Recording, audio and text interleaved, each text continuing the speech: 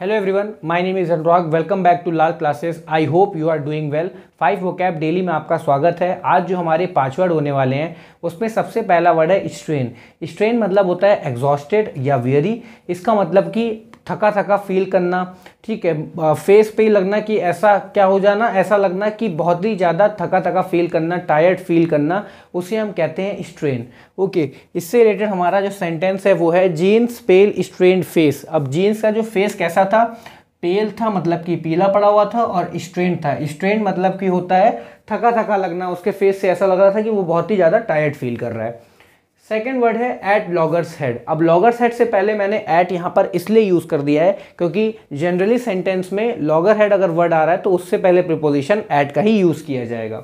इसका मतलब होता है disagreeing very strongly with someone. अब कोई के साथ क्या रहना, डिसएग्री रहना, उसकी बात पे सहमत ना होना, असहमति जताना, उसे हम कहते हैं लॉगर्स हेड. अब इससे रिलेटेड हमारा जो सेंटेंस है वो है he and his wife are always at loggers head.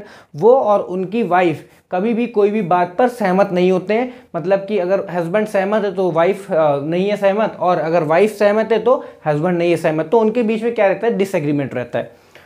Third word है कंटेंशन. कंटेंशन मतलब होता है डिस्प्यूट और डिसएग्रीमेंट, मतभेद रहना, डिसएग्रीमेंट रहना, उसे हम कहते हैं कंटेंशन.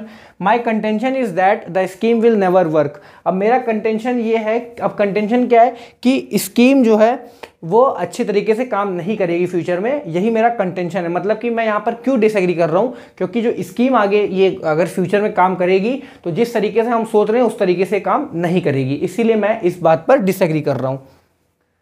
फोर्थ वर्ड है मेमोरेंडम. मेमोरेंडम मतलब होता है अ रिटन प्रपोजल और रिमाइंडर. आप इसे मैसेज भी कह सकते हैं, ज्ञापन भी कह सकते हैं हिंदी में. फोर्थ सेंटेंस है अ memorandum of is circulating around the office warning workers about the risk of violating the no cell phone policy. अब मेमोरेंडम को सर्कुलेट कर दिया गया पूरे ऑफिस में, और उसमें एक वार्निंग लिखी थी कि अगर कोई भी नो सेल फोन पॉलिसी को वायलेट करता है, अगर उसको कोई रिस्क उठाता है वायलेट करने का, तो वार्निंग दी गई कि ये पनिशमेंट दी जाएगी. वो ऐसा कुछ मैसेज में लिखा गया, और उस मैसेज को हम कहेंगे मेमोरेंडम. ओके, आज का जो हमारा लास्ट वर्ड है वो है एंग्विश. एंग्विश मतलब होता है एक्सट्रीम पेन, बहुत ज़्यादा दर्द में रहना, उसे हम कहते हैं एंग्विश. इससे रिलेटेड हमारा जो सेंटेंस है वो है tears of anguish field her eyes. तो अब इसका मतलब ये हुआ कि बहुत ही ज़्यादा पेन की वजह से, बहुत ही ज़्यादा दर्द की वजह से उसके आंखों से आंसू आ गए, और जब आंखों से आंसू आए तो आंख पूरी आंसू से भर गई. यही लिखा हुआ है. आज जो आपको वर्ड बताना है वो है ऑक्टोजेनेरियन. मैंने ये जो लास्ट मेरा वीडियो था 5 vocab डेली से, उसमें कवर किया था. आई होप आप इसका मतलब ज़रूर मुझे कमेंट बॉक्स में बताएंगे. चलिए जल्दी से बात कर लेते हैं पार्ट्स ऑफ स्पीच की.